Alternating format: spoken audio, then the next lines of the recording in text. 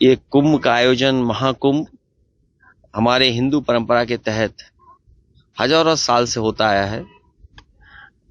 साधु संत, ऋषि मुनि, जिन्हें हम कभी नहीं देख पाते हैं, वो वहाँ पर प्रयागराज में आकर के न केवल वहाँ पे पूजा पाठ या जो तिथियां होती हैं उस दिन स्नान करते हैं।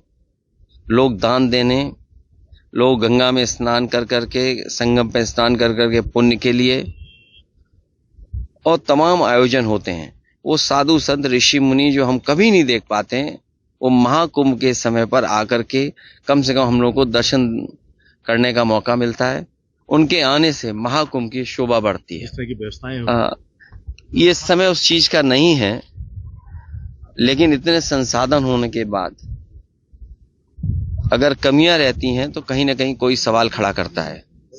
और आज का समय तो ऐसा है कि हर चीज लाइव है, हर चीज दिख रही है, रिकॉर्ड कर रहे हैं लोग।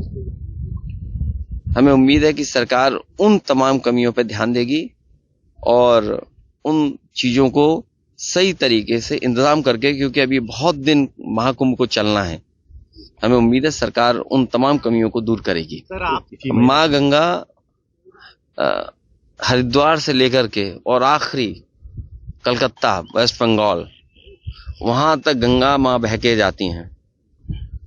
और जो माँ गंगा में जहां डुबकी लगाना चाहे लगा सकता है। हर जगह का अपना महत्व है, समय के हिसाब से, और महत्व हर जगह का अलग अलग तरीके से है। कल जब मैं यहाँ आया, महासंक्रांति थी, इसलिए मैंने कल ही यहाँ पर माँ गंगा के स्नान किया। दान की परंपरा है, मैं जरूर दान करूंगा। और संगम कब जाएंगे? जब माँ गंगा बुलाएंगी। इंडिया गठबंधन इंटैक्ट है, और मुझे याद है इंडिया गठबंधन जब बन रहा था, बिहार के मुख्यमंत्री नीतीश कुमार जी ने तमाम दलों के नेताओं से बात की। उस समय हमारी पार्टी से भी बात की। उस समय इंडिया गठबंधन के बनते समय यही कहा गया था, जो रीजनल पार्टी जहां मजबूत है, उस रीजनल पार्टी को इंडिया गठबंधन मजबूत करेगा। दिल्ली में आप बहुत मजबूत है, इसलिए समाजवादी पार्टी ने आपका समर्थन किया है। जो रीजनल पार्टी बीजेपी से मुकाबला कर रही हैं, हम इंडिया गठबंधन के सभी नेताओं को मिलकर के उनकी मदद करनी चाहिए, उनके साथ खड़े होना चाहिए। क्योंकि दिल्ली में आप कांग्रेस आमने सामने हैं।